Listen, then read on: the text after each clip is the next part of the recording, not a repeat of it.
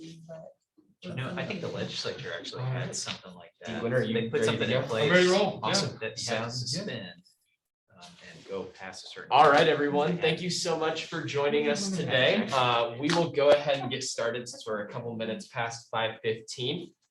So thank you all for joining us today. We have Dean Gwinner here with the College of Business. And so we're going to be going through the course fee review today. And so without any further ado, I will go ahead and hand it over to you. Great. Do you want me to drive the PowerPoint there? Yeah, sorry, I don't think we have a, whatchamacallit, Yeah. yeah, I can just. yeah, the mouse should work. And we do have two people on Zoom. Okay. And I think, I don't know where the camera is actually. Oh, actually, let me move this over really quick. The other thing that I did want to preface, you've probably seen the two emails that Blake and I just sent out. So the one that I sent just a second ago has a link to a form, a Google form for questions. So as we're going, as you think of things, just go ahead and type those in because I know I constantly forget. And we'll have that question and answer session for the next meeting. And I'm happy to take questions as we go too. If there's something that doesn't make sense and you want a little bit of clarification, it might save a step. As long as I'm here today. Sure. But of course, happy to be here next week as well and plan on it. So,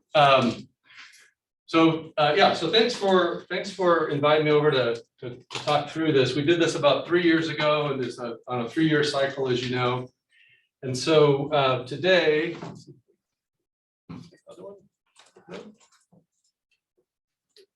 we're going to talk about two college fees in the College of Business that are as part of this review. There's a surcharge that we use to hire and support our some business faculty and staff, and I'll kind of go through how we spend that money and what it's used for, what the impact on students is. And then the second fee that we're going to talk about, and I'll just do them in this order, is a career development fee that supports our career development center in the College of Business and provides some support for that program. Like, did you go right? I just cleared the thing. Sorry. There we go. All right. So the Cpa surcharge was put in place to hire additional faculty and staff in the College of Business to do 3 things: to reduce class sizes, to provide enough faculty and staff to offer some new courses and some new programs in the college, and to improve some student services that I'll talk about. Essentially, this happened actually about a year before. It was conceived about a year before I became the dean in 2014, and at that point in time, students were coming to us and expressing, desire for some new programs. There was some dissatisfaction with our advising and student ratio. And so they voted on and approved both at the college level and then at this committee at that time for a $15 fee. It was actually a $45 fee, but instead of approving it all in 1 year, they asked us to come back each year because we had proposed phasing it in over 3 years. So that's why you see the 3 phases there. I think that context is a little bit important. If like Alex, if he sees his bill, he's taking a business class, he'll actually see there's a $65 per credit hour surcharge that we have. 20 of that was put in place about it was under yard body, so it was maybe 15 to 20 years ago, and that supports at that time salaries for faculty on a retention basis, and we still use it for that, but this committee wasn't even in place at that point in time, so I figured this is what you probably wanted to review, which is actually what this group voted on. So what do we do with the money? So as suggested, the money is spent to hire people.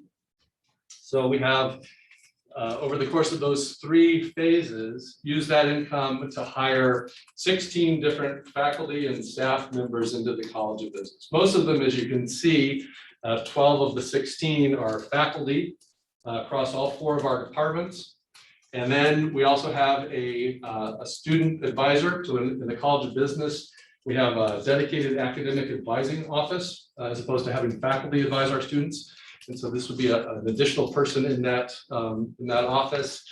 We have an instructional designer, and that individual helps our faculty design both online courses as well as their face-to-face courses.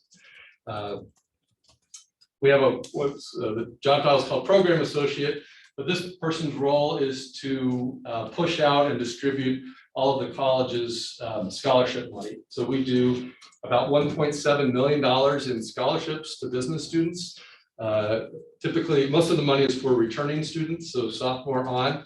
And so there's thousands of scholarships that go out, and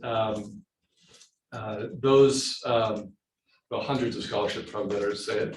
Hundreds of scholarships go out, and each one of those has an MOU associated with it, and so we need to make sure that the student that is eligible for that particular award is receiving that award. And then, of course, we also have them write letters to the donors, and we coordinate sending those letters back to the donors as an appreciation. And then this was also the time that we were moving into our new building. So with the 2015, when this went into effect, we moved in the next year in 2016. So we hired a building manager, and that person's role on the student support side is, of course, to make sure everything's working in the building, not so much the technology, but more things around tables and chairs break, and heating and cooling systems go down. So there's that component. So the learning environment, that person's very critical for making sure our classrooms are well equipped and ready for our classes each day. And then a big part of what they do is around event planning and helping us set up and tear down and coordinate all of the events and things that we do in the business college. So like career fairs and having student groups do things in the atrium. The building manager would help coordinate all of that. So, and of course, the faculty are involved with some of those first things I said: reducing class sizes, offering new classes, new programs for our students. I'll get into that a little bit more detail.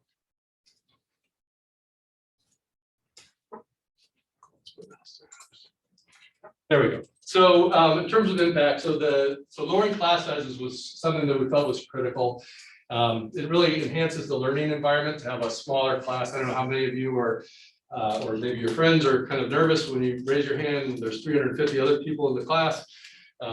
So we've really very intentionally added sections in order to reduce our class sizes. And so the two bars you can see for these three different classes are prior to our hiring and then our current. And so Finance 450 is our intro to finance class, Management 420 is our intro to management class, and Marketing 400 is our intro to marketing class. And so we've driven down the class sizes by increasing the number of sections in each of those areas through these hirings. Some other impacts, we were able to reduce our student to advisor ratio from 383 back in fall of 15 prior to implementing this to its current 301 students per advisor. And that really isn't driven by, that's not really driven by a reduction in the number of students in the business college. We're only down about 80 students from fall of 2015. So the overall, and so there's easily 7 advisors, 6, 7 advisors. Yeah, academic advisors. So we added considerable capacity by hiring a whole FTE in that area. We started our strategic selling major during that time, and that was made possible by adding additional faculty members in marketing. We also created a new certificate called Business of Sports and Entertainment that we offer, that was created in 2018. And then on the finance side, we created the Finance Scholars Program, which is part of our Center for Financial Analysis, that was made possible by that additional faculty member in the finance department.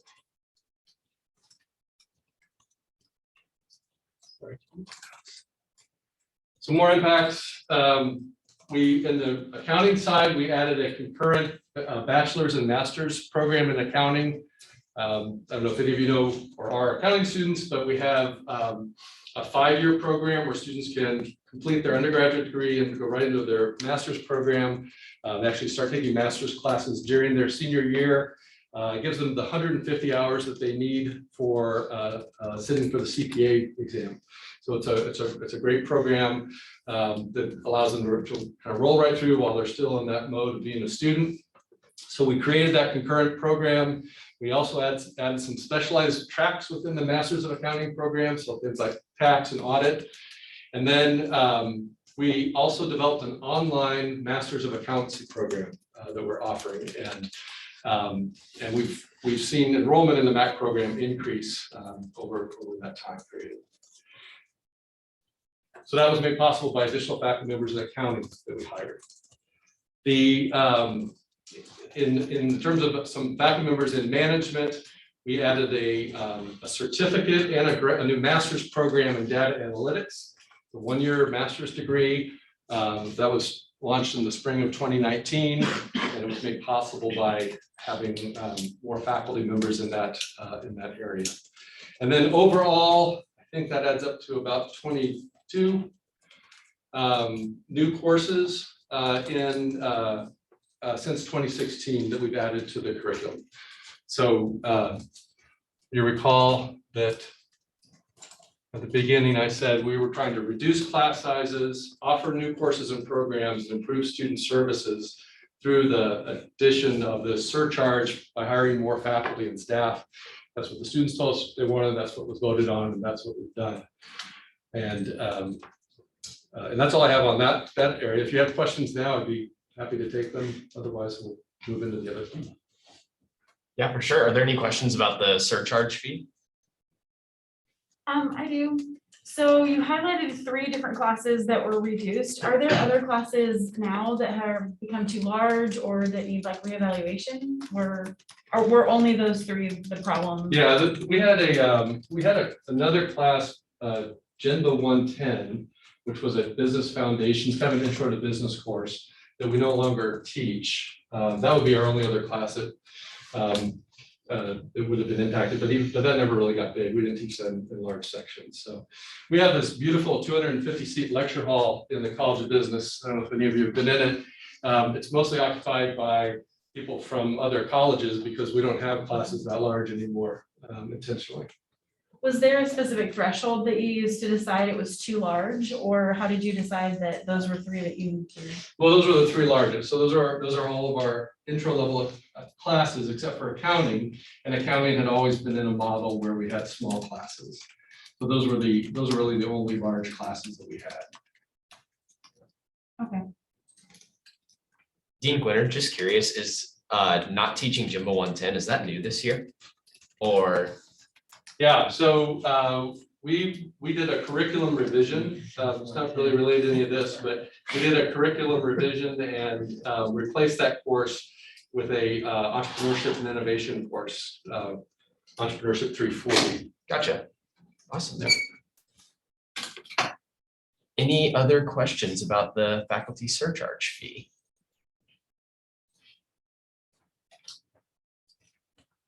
I do have one more for you, if you don't mind. Yep. So just curious, of those 16 positions that were hired with Sure. it, how many of those faculty are on tenure track, if you know?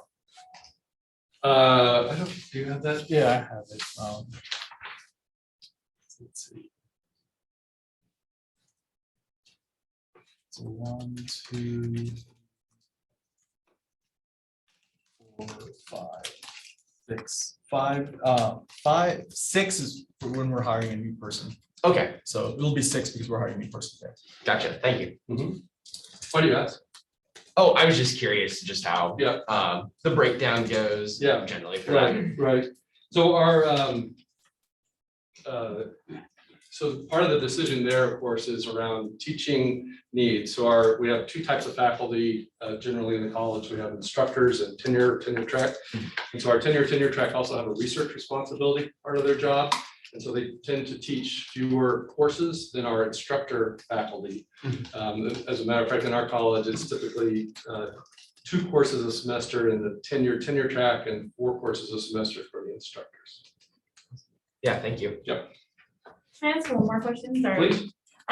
So there are fees that you accumulate from both undergraduate and graduate students. Is there, and this is just curiosity, is there a separation of like graduate fees are used to develop graduate programs and undergraduate fees are used for like other things that maybe the advising, so on? Or is it kind of just, this is the lump sum and it goes directly to all the students in general? Yeah, are you a graduate student? I am. Okay. Yeah, no, it's a great question, and it's, so as you saw, there certainly are some graduate programs that were developed through that fee, but we haven't made a conscious effort to try and say, you know, of the graduate students' contribution to the fee, this is the amount of money that we have to spend on graduate programs and the undergraduate. The reality is that the vast majority of our credit hours in the College of Business are undergraduate. So we're 2,700 students, about 250 to 300 of those are graduate students, which typically take fewer hours anyway. So the 90% of what we do is on the undergraduate side from a fee revenue standpoint. Mentioned enrollment, only being down about 85 students. Is that total enrollment? Fall 15 to fall 21. Yeah. Right. Wow, that's incredible. Yeah, we're actually up 1% this year over last fall. Nice. Yeah. That's what I was gonna ask. Mostly in the graduate programs, but our undergraduates is actually up over last fall as well. A few students. I don't know if that's the best year to compare it to. Maybe 2019 would be a better year to compare to because of COVID, but it's good to be positive. Yeah, sure. All right. Well, keep us moving then. So the other fee that I'm here to review with you is our career development fee in the College of Business. And the purpose of this fee is to create a career services experience for our business students that we found was lacking prior to this fee. To be quite honest, and I don't hope this doesn't come across as derogatory, but our students just were not prepared. They didn't compete well with students from KU and other places that were getting some extra services and refinement, you know, mock interviews, resume reviews, lots of things like that to help them go out on the job market. So that was a big impetus for putting this in place. So the purpose is to improve students' preparation for both internships and full-time jobs, and then also to develop and grow relationships with companies for the benefit of students. Size change there. This fee is on a credit hour basis up to 12, and then it maxes out at 100. So $8.34 a credit hour, and it's on any enrolled hours for business students only. So a non-business student taking our business classes doesn't pay this fee. We supplement this with this isn't the only source of revenue for this program. We also have an endowment that's 12 million, $13.5 million for this program, which generates about $500,000 a year that goes into helping fund it. So that's why it says it funds a portion of this.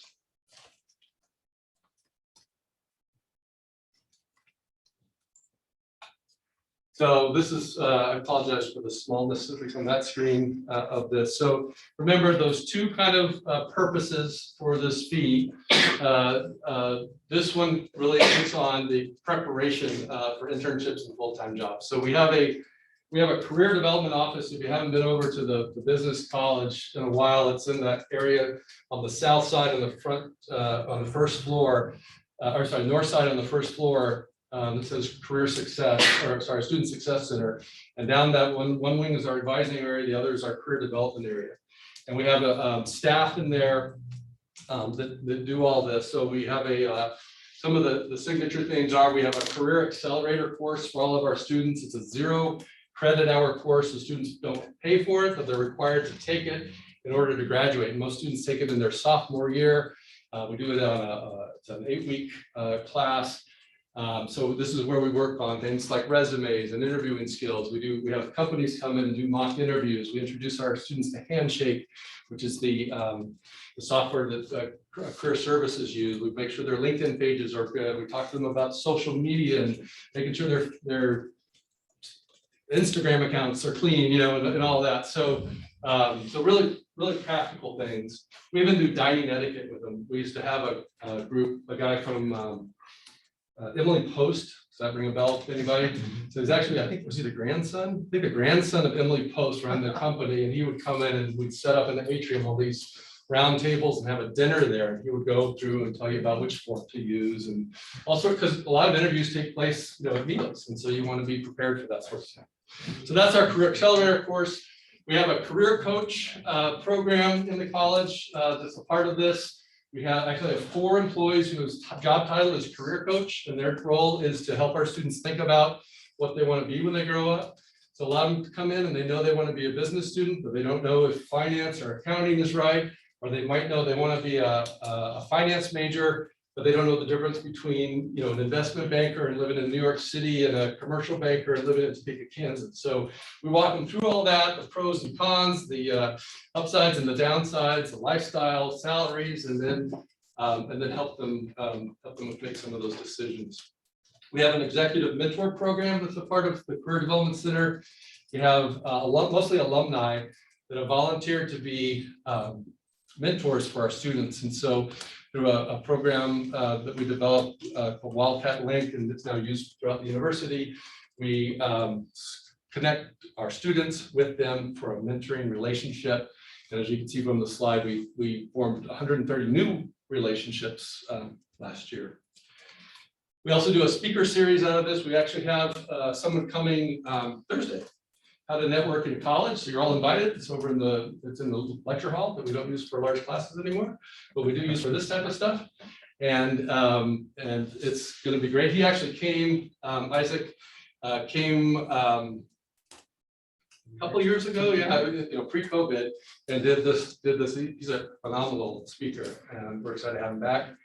And then we partner with some of our other areas to provide career development aspects to their program. So we have a program for transfer students called Jumpstart, where transfer students come in a couple of weeks before the fall semester starts and they take some classes and we get them ready. And part of it is to think about careers. We have a program out of our Center for Principal Business called Menard Scholars, sponsored by Menard Corporation. And they, so it's high achieving students. And so we do some special things with them. And GradCon is something we do for our graduate students. It's sort of a fancy name, right? Con or a Comic Con or whatever, it's a conference. But it's especially for graduate students to help them be career ready. And then Rise Up is actually a new program this year for our multicultural students.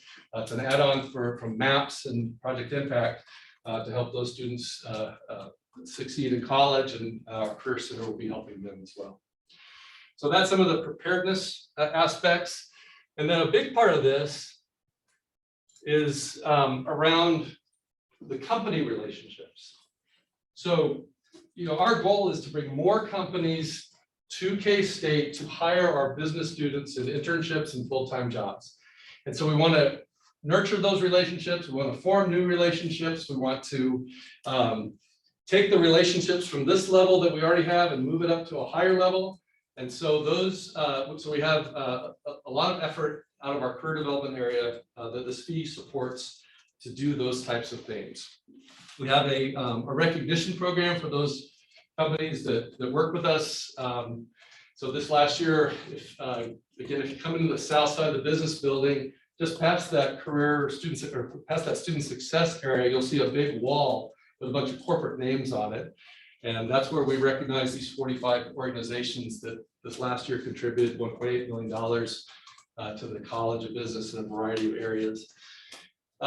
We do employee outreach. So we send our career coaches and our department heads, typically in the summer when things aren't quite as hectic, to go and visit companies with the goal of bringing back new companies. So we kind of have a hit list of companies that don't hire here currently, that we want to have hire here, at least our business students, and we go out and actively recruit them.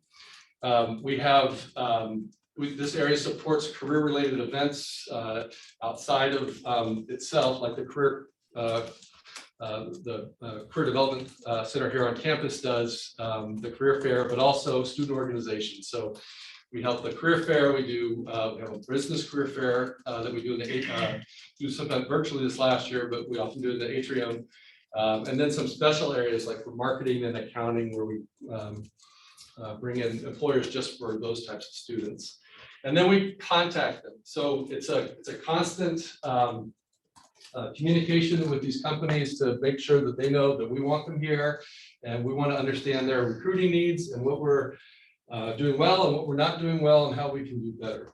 And all of that helps with the goal of developing and growing those relationships. And so this one's shorter.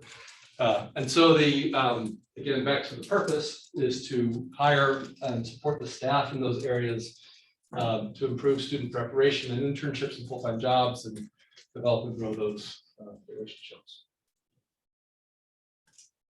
So what questions might you have about this fee? About what's the total collections? $834 per business student credit hour. So how much does that look like total? Yeah, do you guys have this?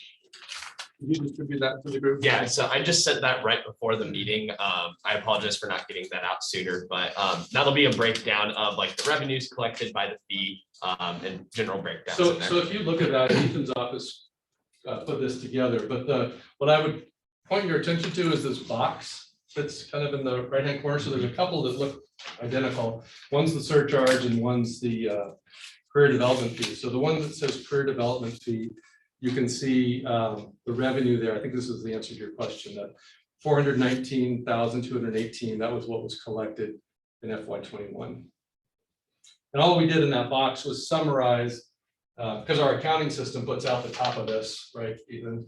And that's not very user-friendly. So we tried to create some categories that made sense, you know, what those labels actually mean.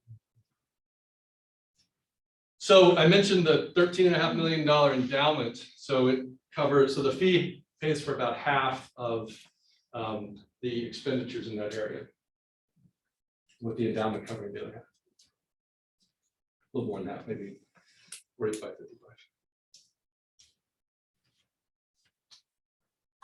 I have another question.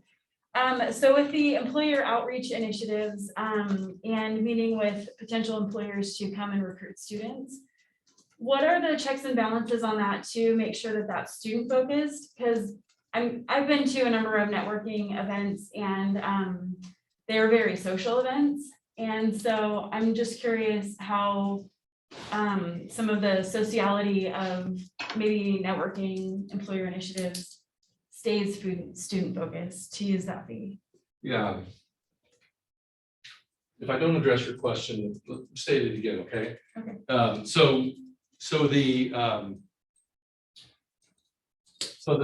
The outreach is to companies that we want to come to K-State to recruit, and it's also for the existing companies that are there now to maintain them as an employer of our students, and also to raise them to higher levels. So what I mean by that is we might have an employer come in and all they do is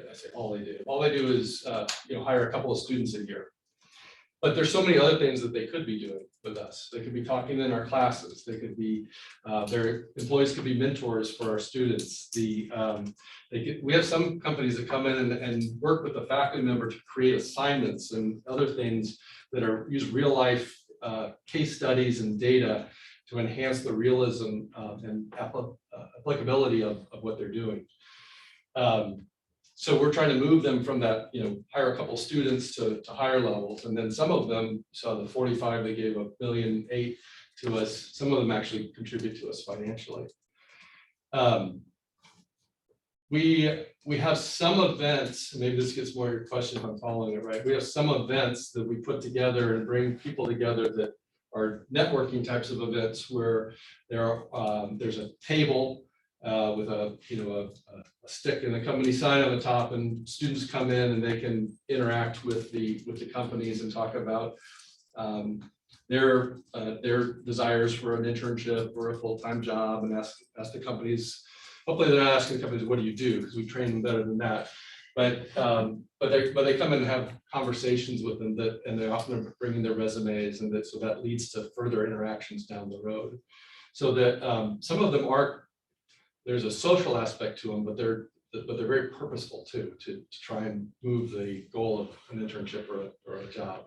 Did I address your question? So it's a lot less of like a networking event and more organized events to put students in touch with the employers. Does that sound right? Say the first part again. It's less of just a general networking event for like staff to employers to encourage them to come to K-State. It's more of putting students in front of the employers. Is Yeah, that the right? networking event would definitely be students and employees interacting. Okay, And the recruitment of companies in is not a networking event. Those are typically done one-on-one. right. Got it. Thank you. Sure. One question that I have at the bottom of the career development fee, it's like right above the grand total. Yeah. On the far left. It says commodities. I'm an ag major. I'm interested in what that actually means. Where are we looking? This one, the $343,400.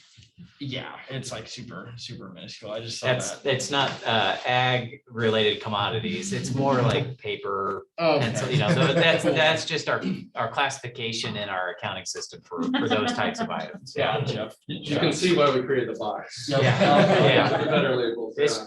This is purely raw from the system Yeah. and Kevin and Ainsley have put the real flavor of what the dollars are going towards in the presentation. I have one more question, sorry. Please. So you noted that there are career coaching sessions. Are those different than the career advisors that are provided? It sounds like it's a benefit of having maybe two approaches to helping students succeed in their career. Yeah. So by career advisors, are you referring to the mentors? So the mentors are alumni, is that right? That's right. And then I was thinking that there's a ratio of like advisor Oh, I'm to, sorry. Yeah, so that's actually, thank you for asking that question. So we have academic advisors, let's call them that. Yeah. That work with our students on, a big part of their job is making sure that they're progressing through the curriculum. So they'll sit down with all of their advisees in the fall and plan their spring semester with them. So that's a big part of their role is making sure that they're progressing through the curriculum.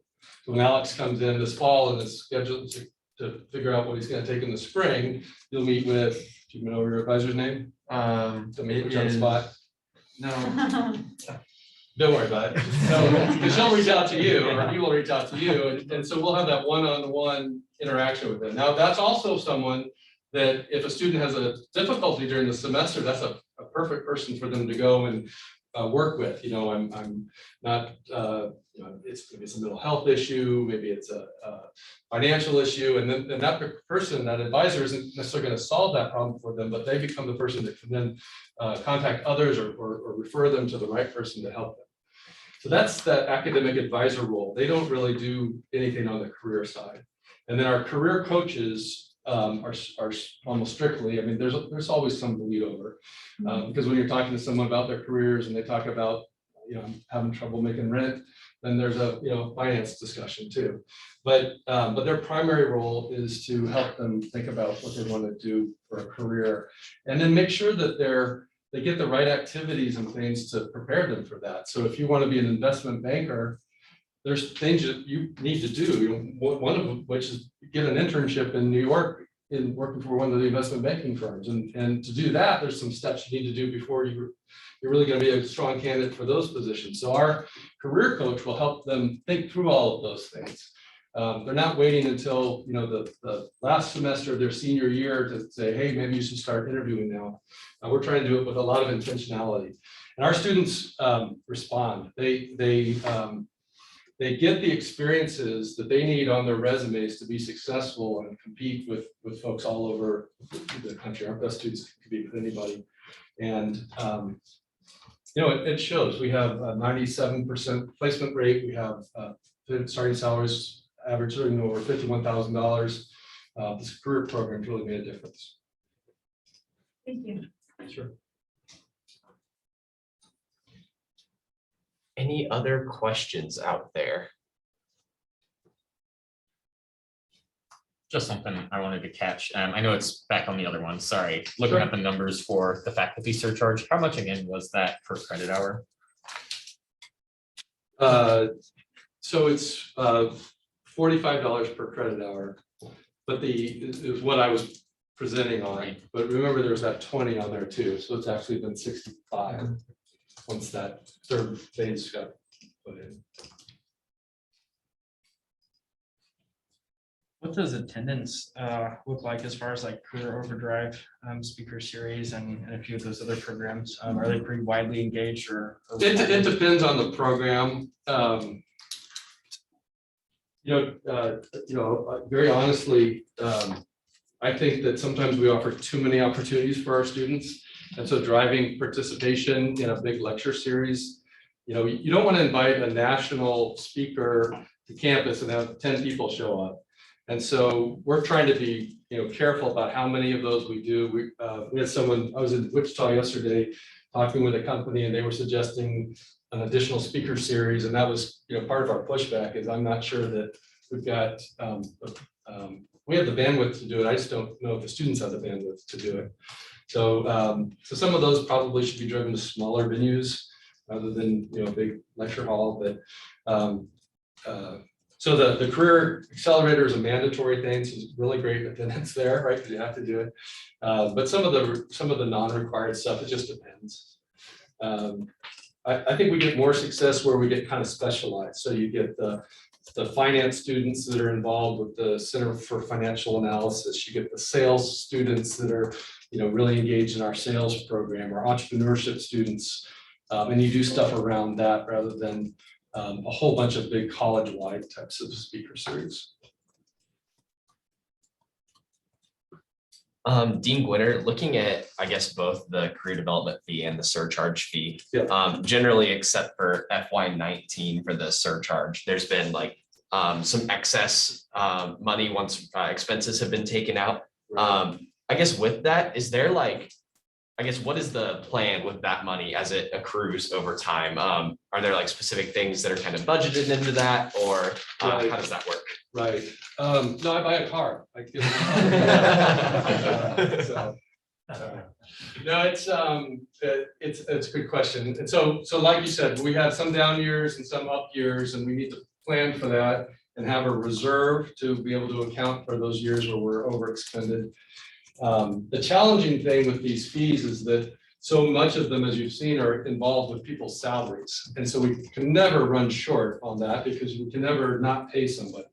So it goes into a reserve fund that we hold and use to kind of as a safety net for those situations. Gotcha. If it ever got big enough where we thought there was, additional hiring that we could do, we would probably do that if we thought we could sustain it. Mhm. Thank you. I saw earlier that you had about 301 students to advisor ratio. Do you know if that's higher or lower than like other colleges? That's a great question. I don't know the answer to that. Different colleges have different models. So our model is to have a full-time academic advisor. Most of them have master's degrees, and that's their full-time job. Other colleges, like I think agriculture perhaps, has more of a model where the faculty advise, is that right? So you're nodding your head. So in that situation, that faculty member would have much fewer, I would imagine, than 300 students. But I don't actually know the other college numbers. They vary consistent widely. ours. So They really do. So this is a little middle to low end, I would estimate, based upon what I know of the other colleges. That is fewer students per advisor yeah, than most. yeah. We had a lot of success last year doing a lot of online advising appointments. I think because they could kind of run maybe quicker back to back, and so you could fit in a few more. So, if you have 300 advisors, let's say you're the advisor and you have 300 people you're trying to see in a short window to register for spring classes in the fall, it's an intense period of work during that time. And we haven't gone away from that online advising. We still have some we have mostly face-to-face, but we still have some online advising.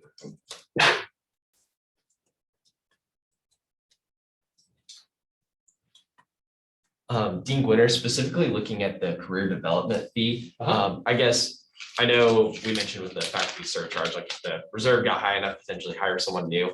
Are there any plans for like, and this is just a curiosity question, potentially like changing up different things that are offered with the fee, or like any, I guess you can call it new plans in the future for it? Or just like maintaining what's currently there? Yeah, we think we've got a pretty good list of activities right now. That's probably, things I don't know what you think, that's probably one of our more creative groups in the college that also, come up with lots of different things. So they tend to always be coming to me with new ideas. We did this last year. We didn't have as many people coming to campus. Probably that was the case all over campus, and so we were missing all of you guys in the business building. And so we did this thing in the spring around March Madness, this T-shirt contest, and it was this team will develop that whole thing. And so we got companies to donate. Each company donated 100 T-shirts. I think we had 16 companies, and so every couple of weeks you have 2 companies going head to head, and we threw some money at pizza and some things to bring people in, and then you vote for your favorite T-shirt and you get the T-shirt, and then that winning T-shirt goes on to the next round, just like an NCAA tournament. And then we have the 4 departments also compete in the college as well. Specialized T-shirt. Everyone wants a free T-shirt, right? So it was kind of neat to be able to drive people back to the building and have some energy. We're loving that energy this fall, but we're trying to do that in the spring. So that's not a great example of sort of new things. I don't know if we'll ever do that again, but this is a very creative group, and it wouldn't surprise me if we come up with some brand new things. We're always sort of evolving. Our mentor program, we were trying to drive more students to it, and we thought that we started with a year-long mentor program. So you get one mentor for a year, and we weren't having as many students participate as we wanted, and so we said, well, let's shorten it. Let's do a 6-month mentorship. And students felt more comfortable doing the 6 months than a year. They could still keep that same mentor if they wanted, but also give them the opportunity to get multiple mentors over that period of time. So we're always kind of evolving and changing up things in that career development area. For sure. I was a big fan of the March Madness T-shirt. Oh, yeah? And all of my other classmates loved it too. Yeah, So good. recommendation for me. Yeah, good. Unfortunately, that was the only March Madness K-State got to be a part of. Yeah. Oh,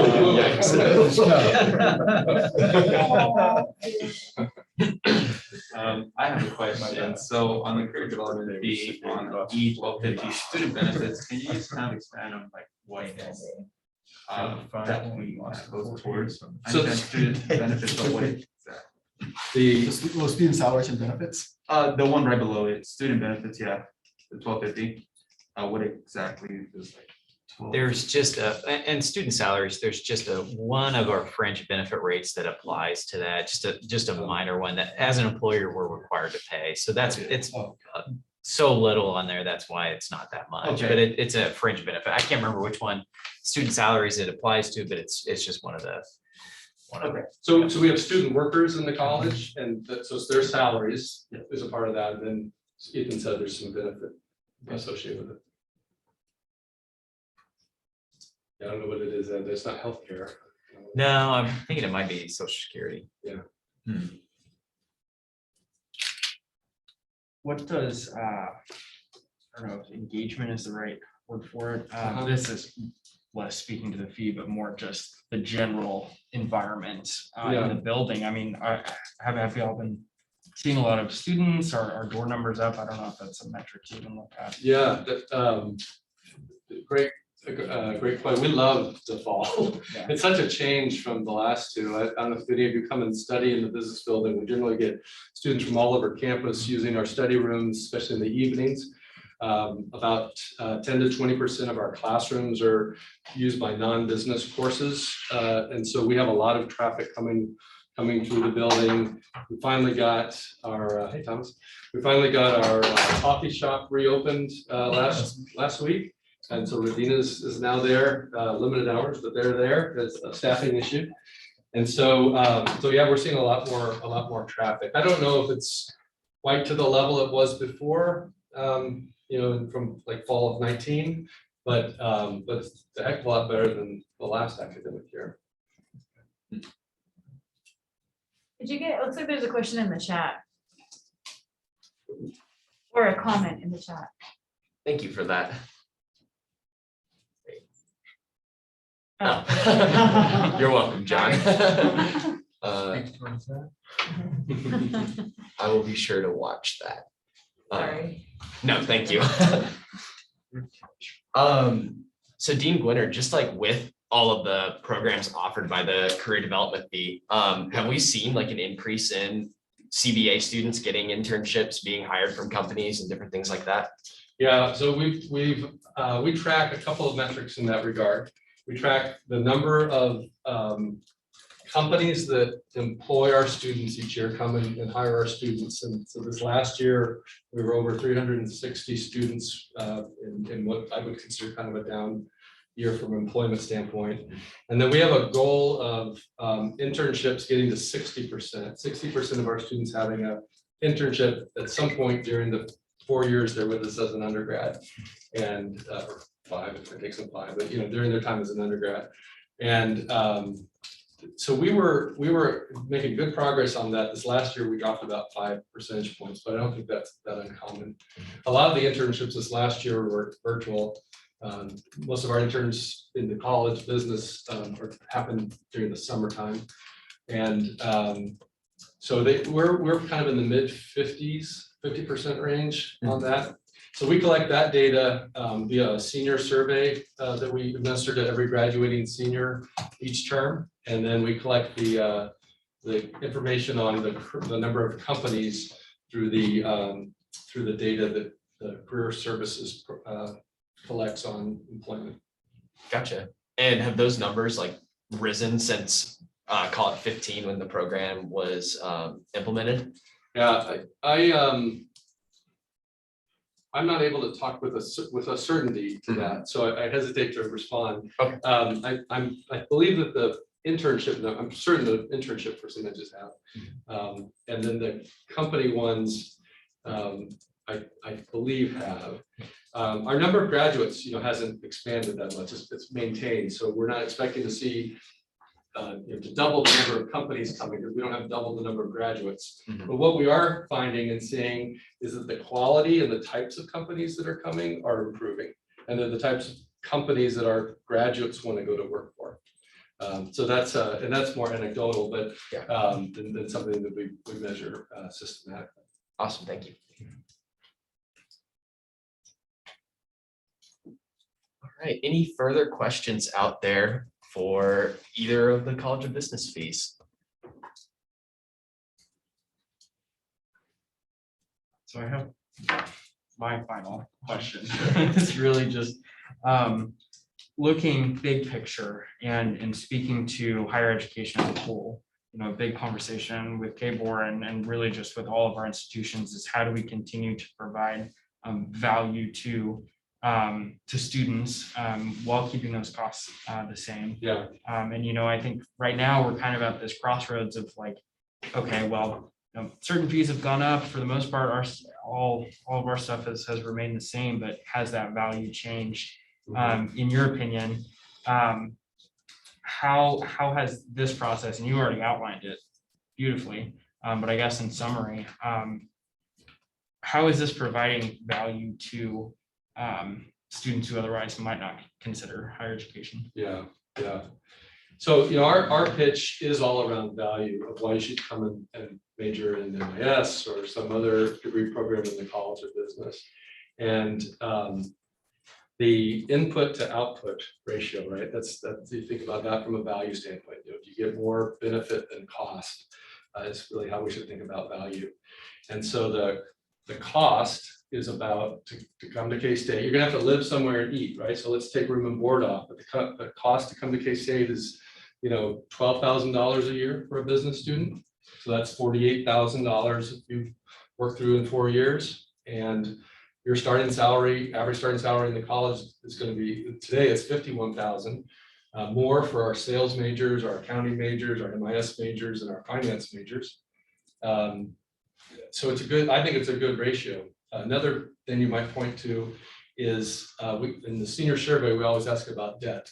So did you take out loans, or did your family take out loans in order to pay for your education? And the data that we get back from that, we find that about half of our students have taken out a student loan, or their parents took out a family loan. So that means half of them didn't. Half of them are graduating with no debt. And of the half that did graduate with debt, the average debt is $25,000.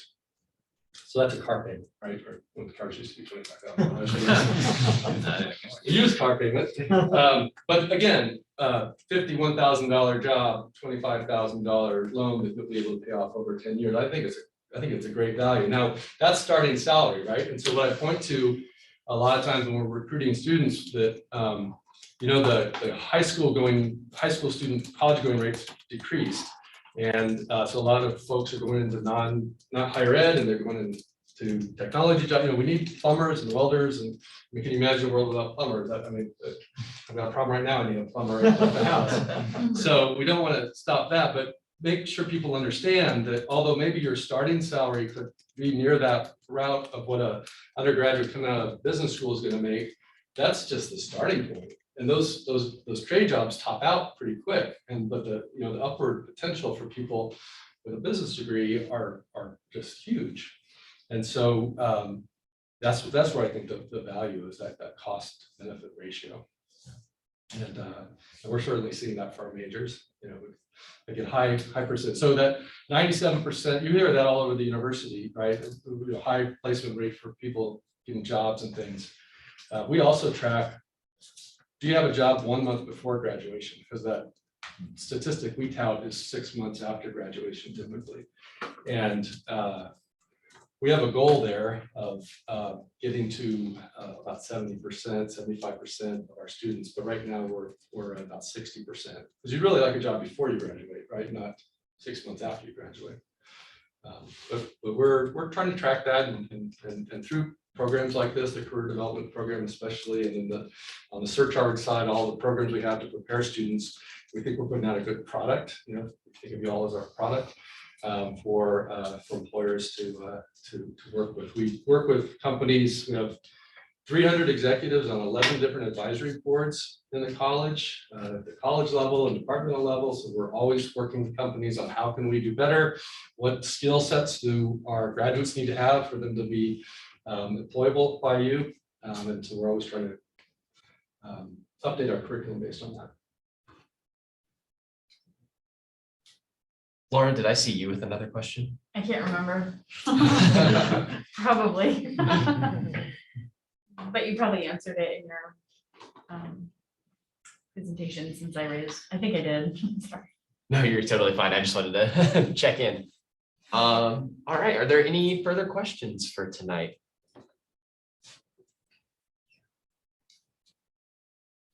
All right. Seeing none, I realized I didn't introduce Ainsley. Ainsley is our associate dean for operations, and finance, former finance department head. So just wanted to make sure you all knew who Ainsley was. He does a great job there. Hello. Well, yeah, unless there are any other questions, Dean Gwinner, unless you have anything else for us, we should be good. Okay, great. Well, thanks for the opportunity. Yeah, thank you very much. And so Dean Gwinner will be back next week for our Q&A. So quick round of applause. Really quick. Okay, thanks. Well, everyone stay dry tonight. Yeah. All right. Sorry. Thanks.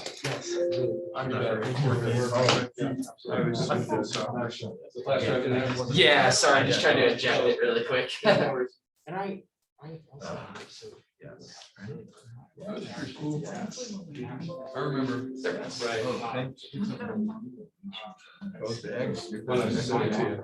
Yeah, I'll send it to you. My younger brothers Thank you very much. coming up this weekend on their watch. Oh, yeah? Yeah. So you coming for the Iron game? Yeah. We're, he's kind of getting both ends. My brother's torn between coming to K-State or being a lineman for Evergy. And that's what my older brother does, so Okay.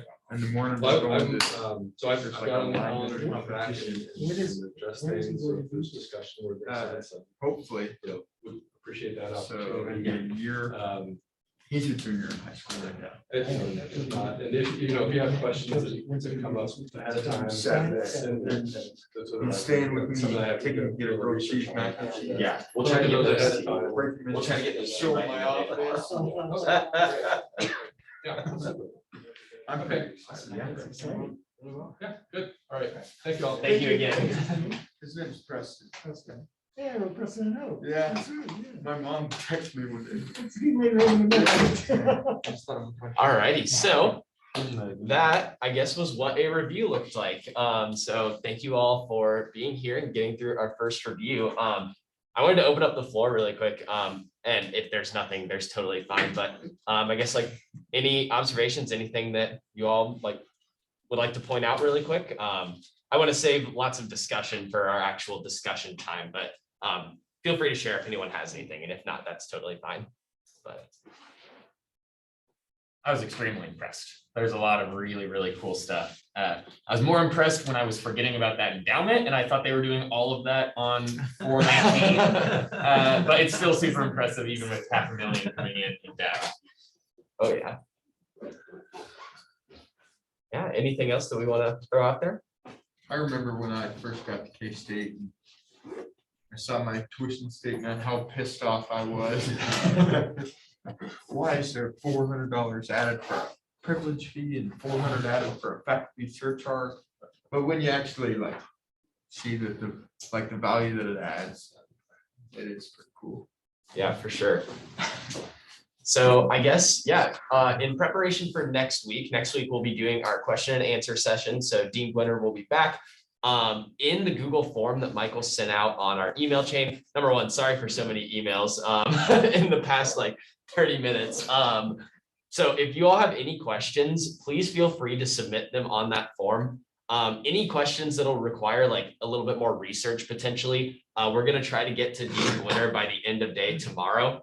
So please try to have those submitted by then, but also you can feel free to put any question in there so it gets asked, like so we don't forget, but feel free to come next week with questions as well. So I guess, are there any questions for Michael and I before we take off for the day? All right, well, thank you all very much. We will see you next week, same time, same place, and have a great rest of your day. Thank you, John and Carson.